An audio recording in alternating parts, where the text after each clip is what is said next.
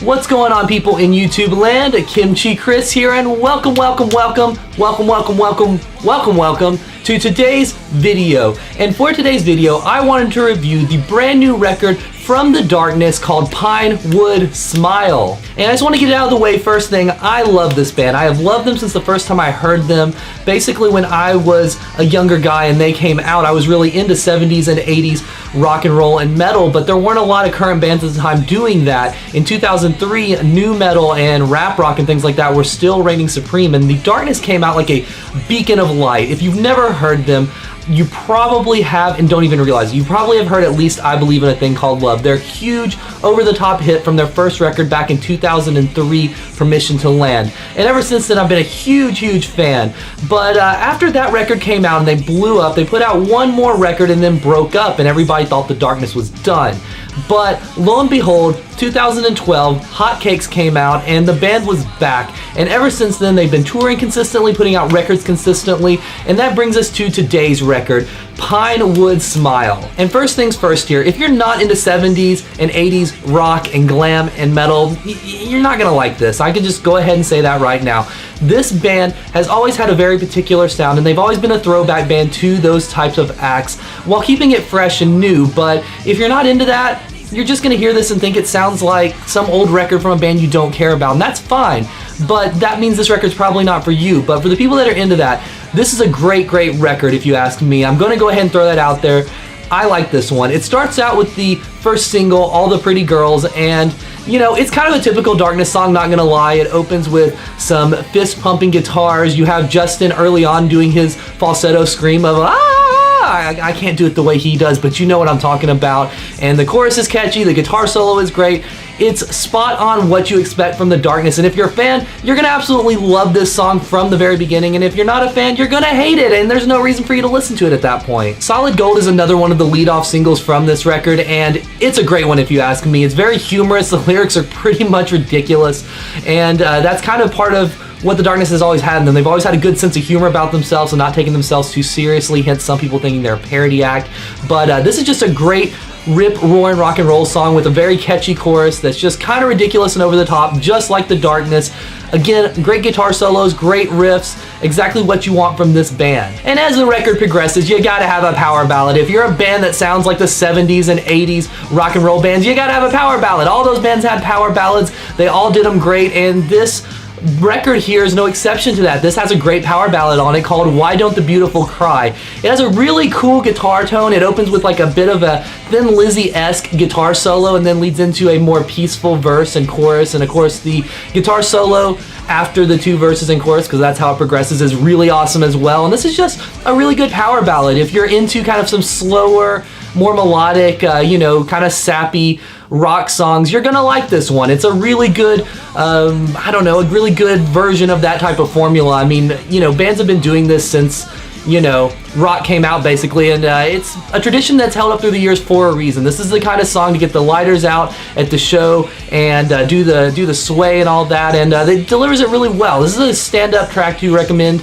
to anyone that likes power ballads, be it from the 70s, 80s, whatever. Why Don't the Beautiful Cry is just an awesome track. And after that, when they kick things back up with an amazing rocker, straight up great rocker called Japanese Prisoner of Love that really reminds me kind of the heavier side of Queen, basically.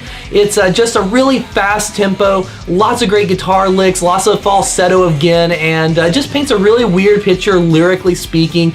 And it's another kind of signature Darkness type of song because it is borrowing from bands like Queen or Boston and things like that. And what a great track. I can't recommend this one high enough. This is another one to check out if you're wanting to hear some of the kind of heavier side of this record, because it's a great song, real fast, to the point, gotta love it. And it wouldn't be a Darkness record without having at least one semi-power pop song on the record, and on this one, that one's called Happiness, and it's exactly what a power pop song should be. It's catchy, it's fun, you can sing along to it, the hooks are there, and it's just a fun song that, you know, really picks up the later half of this record, because even though there's some great highlights, there are some songs that kind of just blend in as just stereotypical rock songs, and this one does just kind of pick up the vibes again, being track 9 on the record and a little bit later in the record, and really keeps your interest there since it does sound a little bit different than the rest of this project here. And the record ends, unfortunately, on somewhat of a down note if you ask me. Stampede of Love is another power ballad, but I don't know, it's kind of just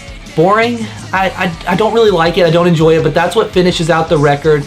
This is not a track I'd recommend to anyone. I actually think it's kind of one of the lowest moments of the record, and it's kind of too bad that it is the final cut of the record because it kind of leaves a not so great taste in your mouth at the end. But with the rest of the record, hopefully you'll just remember like, oh, it kind of faded out on a you know, moment. But other than that, this is a pretty strong rock and roll record. But the record doesn't have to end on that note because there is a deluxe version out there, and I would recommend picking that up if you're going to get this record, or if you're listening to it on Spotify, just stream the deluxe version. It's got 4 extra cuts. They're pretty cool. You can kind of see why some of them were left off the record, but the standout track of these 4 cuts would definitely be Rack of Glam. Now, first of all, that's an amazing song title. Amazing song title.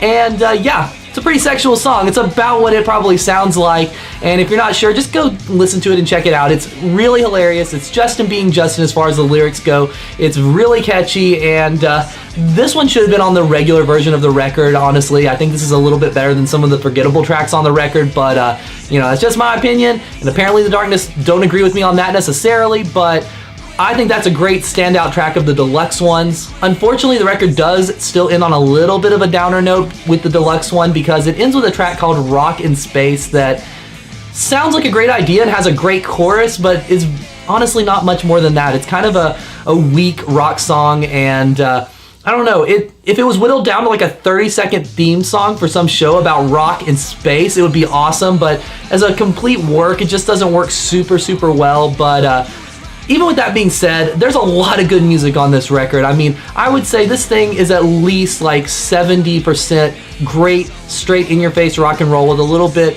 of power ballads and things like that thrown in for good measure. And, you know, that's honestly better than a lot of records that are put out these days. I mean, it's not as strong as Permission to Land, but let's just be honest. The Darkness are never going to put out a record as strong as that one. A lot of bands put out a debut record and can just never quite follow it up. I mean, you look at, you know, Guns N' Roses and Aerosmith and just all of these great classic rock bands that kind of have the same problem. So if you ask me, this is a very worthy record in 2017 from the Darkness. If you're into classic rock, you need to check it out. You need to give it some of your time, and I'm sure you'll enjoy it. Now, if you've always hated the Darkness, this record's not going to do anything to change your mind, honestly. It's the Darkness being the Darkness, but if you do enjoy this, or maybe you've never heard them and you do want to check them out, it's not a terrible starting point. It's definitely by no means their worst record, but it's not their best record either. So definitely a good place to start because you can definitely go up from here and definitely go down from here. So with all that being said, as far as a rating goes, I'd probably give this thing a 7 out of 10.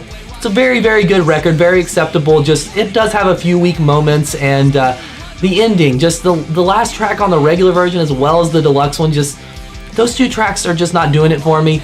But with all that being said, I definitely would recommend checking this out. It's a good record, and what do you guys think of it? That's what I need to know. Let me know in the comments below if you enjoyed this record or if you thought it was the worst thing ever, and definitely give this video a thumbs up because you watched it and you're at this point, so you might as well give it a thumbs up and help me out, and hit that subscribe button if you haven't already as well. You know, I'm always putting out record reviews, Kiss content, anime content, all kinds of stuff. So you definitely want to check out the channel and hit the little bell so you actually get the updates. Thank you guys so much, so very much for watching this video. I'm Kimchi Chris, and I will see you guys on the next video.